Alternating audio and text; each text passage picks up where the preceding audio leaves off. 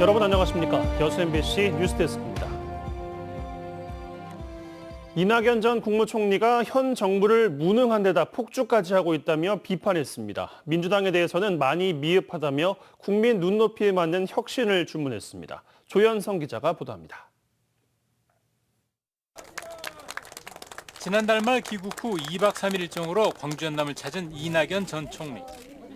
지역 방문 이틀째 일정으로 국립 5.18 묘지를 참배했습니다. 방명록에 5월 영령들에게 지혜와 용기를 주고 힘겨운 국민들을 굽어 살펴달라고 썼습니다. 박관현 열사와 이한열 열사 등의 묘를 차례로 둘러본 뒤 기자들 앞에 선 이 전 총리는 대한민국이 겪는 안팎의 위기 상황에서 국민들은 희망을 찾지 못하고 있다며 현 정부와 여야 정치권을 싸잡아 비판했습니다. 국회는 국민의 신뢰를 얻지 못하고 있습니다.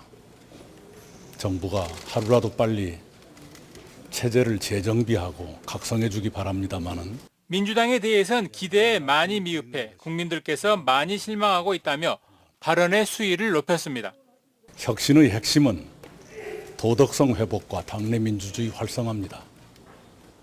혁신은 민주당의 눈높이가 아니라 국민의 눈높이에 맞는 혁신이 되어야 합니다. 도덕성 회복은 전당대회 돈봉투 사건과 김남국 의원의 코인 투자 논란을, 당내 민주주의 활성화는 강성지층 주도로 운영되는 민주당의 상황을 에둘러 비판한 것으로 해석될 수 있습니다. 이 전 총리는 향후 자신의 역할에 관한 질문에는 이렇게 답했습니다. 이런 말씀을 드리는 것이 현 단계로서는 저의 역할이라고 판단합니다. 이 전 총리의 5.18 묘지 참배에는 이계호 의원을 비롯해 민주당 안팎의 지지층 200여 명이 함께했습니다. MBC 뉴스 조현성입니다. 순천시 해룡면 선거구의 정상화를 촉구하는 여야 지역 정치권의 목소리가 확산하고 있습니다. 더불어민주당 최연아 순천시 의원은 지난 21대 총선 당시 순천은 지역민의 의사를 고려하지 않고 게리맨더링에 의한 뒤틀린 선거구로 획정했다며 22대 총선에서 순천 해룡면 선거구가 정상화할 수 있도록 해야 한다고 중앙선관위 산하 국회의원 선거구 획정위에 요구했습니다. 앞서 국민의힘 전남도당 김화진 위원장도 이번 22대 총선 선거구 획정과 관련해 순천 해룡면 선거구의 원상복구가 반드시 필요하고 나아가 순천 선거구를 갑과 을로 나눠야 한다고 주장했고 정의당 전남도당 박명기 위원장도 내년 국회의원 선거에서 하나의 자치시군 내에서 분할 금지 원칙을 준수해야 한다고 촉구한 바 있습니다. 여수시가 현재 8개로 나뉜 시청사를 2개로 합치는 통합청사 건립을 본격 추진합니다. 여수시는 시청사 통합사업 추진을 위해 행정안전부의 타당성 조사 승인을 받은 데 이어 지난달 15일 한국지방재정공제회와 용역 계약을 체결하고 오는 11월 완료 계획으로 통합청사 건립 타당성 조사에 착수했습니다. 여수시는 계획대로 행정 절차가 순조롭게 진행될 경우 오는 2025년 본격 착공해 오는 2027년 준공할 예정입니다. 여수시 청사는 1998년 여수시, 여천시, 여천군이 통합한 이후 모두 8개로 흩어져 있는 상태이며 청사 건물이 낡고 비좁아 청사 통합의 필요성이 꾸준히 제기되어 오고 있습니다. 광양 이순신 철동상 건립을 두고 시 집행부와 의회 간의 힘겨루기가 이어지고 있습니다.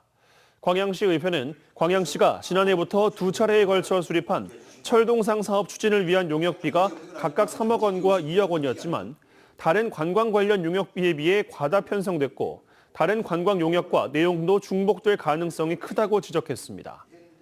또한 민간 자본 1,000억 원을 유치해 호텔과 쇼핑몰 등을 갖춘 세계 최대 규모의 랜드마크를 조성하겠다는 구상 역시 구체적이지 못한 데다 시대에 뒤떨어진 발상이라고 평가절하했습니다.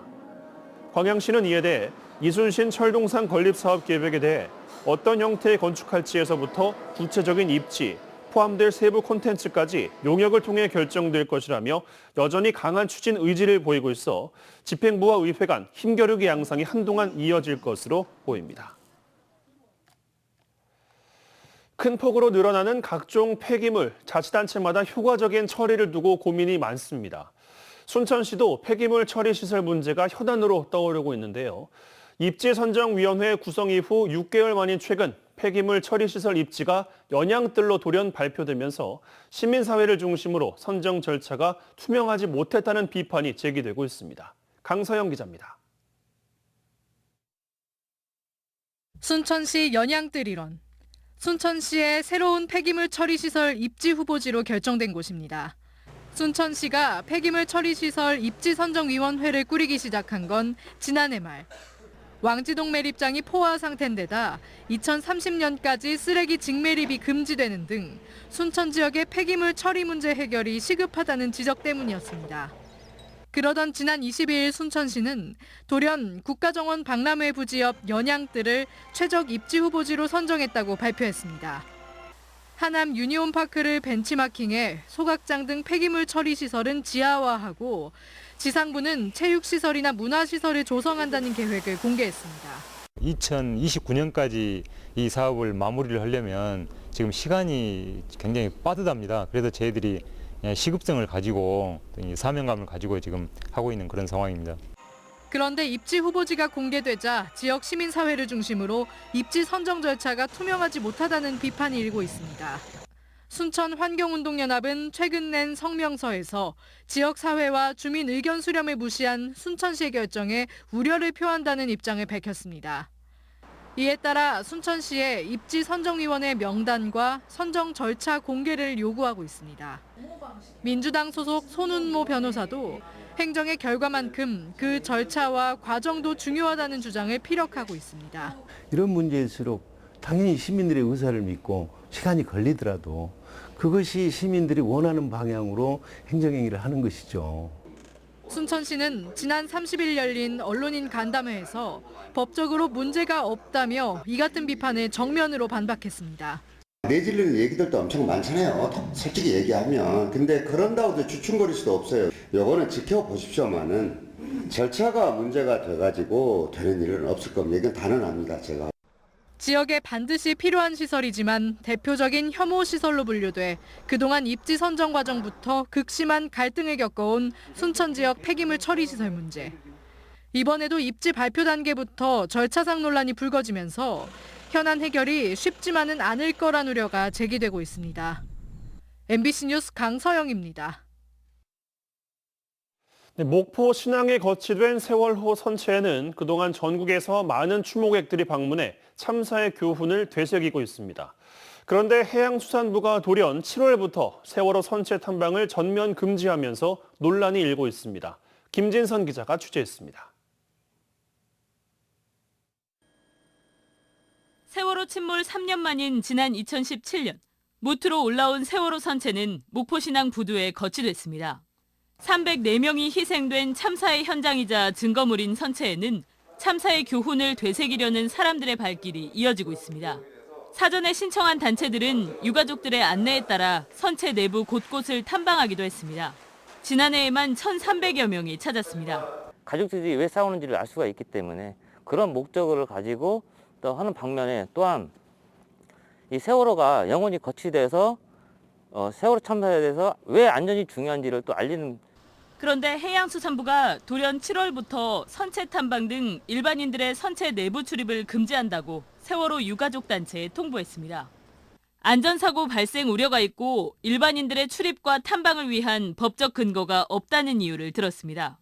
안전사고 우려 때문에 선체 내부 출입을 제한하고자 합니다. 일반인들이 출입하고 탐방하기 위한 법적 근거가 전혀 없는 상태입니다. 일부 세월호 단체는 대안 없이 무조건 탐방을 중단하는 것은 세월호 지우기와 다름없다며 반발하고 있습니다. 선박 등록이 말소된 건 인양도 되기 전인 지난 2016년인데 7년이 지나서야 법적 근거가 없다는 이유로 출입을 금지하는 것은 납득할 수 없다고 말합니다. 안전에 대한 문제가 있다라고 하면 그에 따른 해수부에 대한 입장을 좀 명확하게 저희들한테 전달할 필요가 있는 거고, 일방적으로 7월 1, 2부로 선체 출입을 하지 못한다라고 하는 거는 저희는 받아들일 수 없다는 입장입니다. 해양수산부는 선체를 영구 보존할 국립 세월호 생명기억관 사업의 일환으로 선체 내부에도 탐방로를 조성하는 만큼 그전까지는 출입을 금지한다는 입장.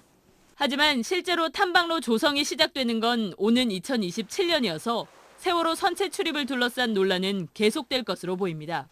MBC 뉴스 김진선입니다. 김영록 전남지사가 2016 여수세계 선박람회의 성공 개최를 위해 적극적인 사업 지원을 약속했습니다. 김 지사는 여수 MBC 토크쇼 뉴스앤이슈에 출연해 2026년 여수세계 선박람회의 성공적인 개최를 위해 현재 212억 원인 사업 예산을 1,000억 원 이상 끌어올려 치러질 수 있도록 적극 협력하겠다고 밝혔습니다. 이와 함께 김 지사는 2026년 여수 세계 선박람회 개최 시기에 맞춰 예정된 주요 SOC 사업들도 차질 없이 추진될 수 있도록 노력하겠다고 덧붙였습니다. 전라남도 해양수산과학원과 아쿠아플라넷 여수가 지역 산업 공동 발전과 전시관 활성화를 위해 상호 협력하기로 했습니다. 전남도 해양수산과학원은 아쿠아플라넷 여수와 업무 협약을 체결하고 전시생물 상호 교환 지원과 생물 보존 관리 정보 교류, 전시 교육 분야 상호 교류 및 협력, 대내외적 홍보물 상호 교류 및 홍보 등에 상호 협력하기로 약속했습니다. 전남도 해양수산과학원은 현재 여수 해양수산과학관과 구례 섬진강 어류생태관을 운영 중이며 남해안 토산 어종과 하와이 홍해, 바다 열대어 등 모두 200여 종, 2만여 마리의 해양 생물들을 분산 전시하고 있습니다. 한국전력을 책임질 차기 사장 공모가 마무리된 가운데 호남 출신의 김동철 전 의원이 유력한 걸로 알려지고 있습니다. 정치권 등에 따르면 차기 사장 공모에는 김 전 의원을 포함해 2명 이상이 지원한 것으로 알려졌고 앞으로 약 2개월 동안 서류 심사와 면접, 인사 검증 등의 절차를 밟은 뒤 최종 후보가 결정될 것으로 예상하고 있습니다. 정치권 내에서는 내년 총선을 앞두고 전기요금 인상 등의 이슈를 다뤄야 하는 만큼 정치권 인사인 김 전 의원이 유력한 것으로 내다보고 있습니다.